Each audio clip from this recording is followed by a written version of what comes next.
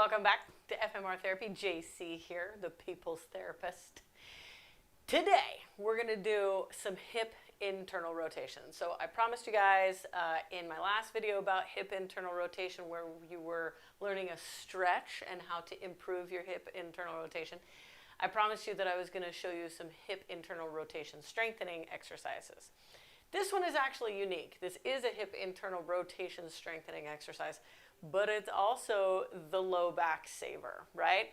If you've got low back pain or you've got outside hip pain, this is definitely going to be an exercise for you. Even if you have good hip internal rotation, this is going to be a great exercise for you. There's kind of a missing link in the glute medius, glute minimus, and glute maximus group that really starts to irritate our low back from time to time, or maybe even our hip. This is going to be a good one. So give it a try, even if you've got good hip internal rotation, which PS, hip internal rotation, boom, that way. Boop. So pain right here, pain right here, pain right here. This is going to be a go-to for you. You're going to want a ball of some kind. I'm going to use a rugby ball. You could have like a squishy bender ball. You could do a foam roller here. Any of these devices will do. Or a pillow, maybe a couch pillow. You get something like that.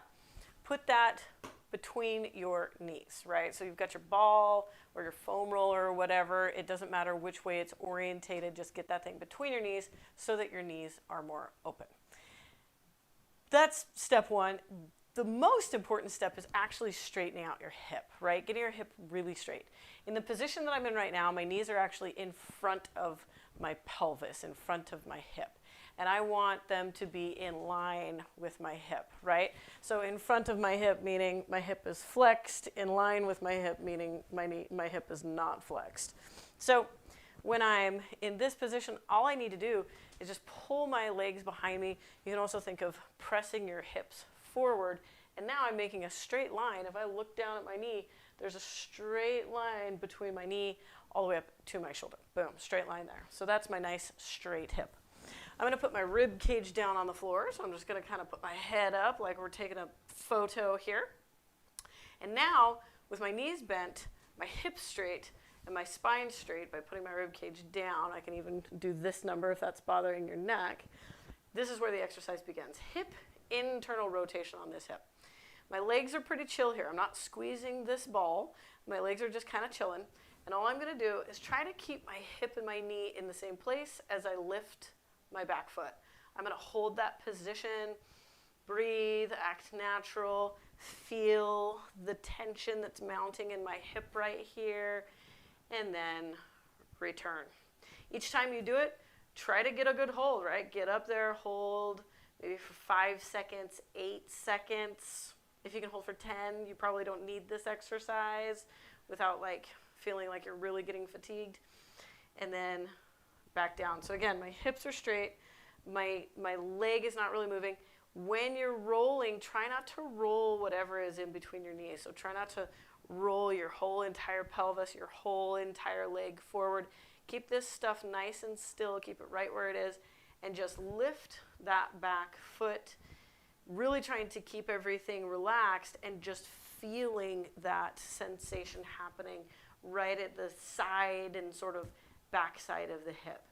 Breathe, slowly put that back down, right? So when we come up and hold in that position, we don't want to just flop back down.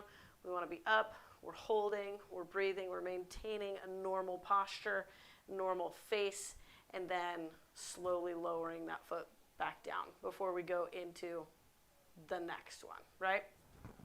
So as you're doing this exercise, if you can feel your hip sort of dropping back in order to do this, just really start pushing that hip forward. Really be aggressive about getting that hip forward so that you know that you're not dropping back, because that's really just a way for your body to cheat and use things that are already compensating for whatever might be going on with not having a really powerful glute minimus or glute medius. There's your internal rotation for your hip today. Get after it. This is one that you got to be consistent with, right? So you might spend, 10 to 12 reps, each one of them 5 to 8 seconds on one day. You might be able to add a few more the next day, but you want to repeat this over and over and over again. This is not a one and done type of an exercise. You really want to get good at this. You really want to get strong here. So give yourself 3 days a week, 4 days a week where you're really getting into this. Do it on both hips, even if you only have pain on one side of your back or one hip. Do it on both hips. Thanks for sticking around, you guys. We'll see you next time.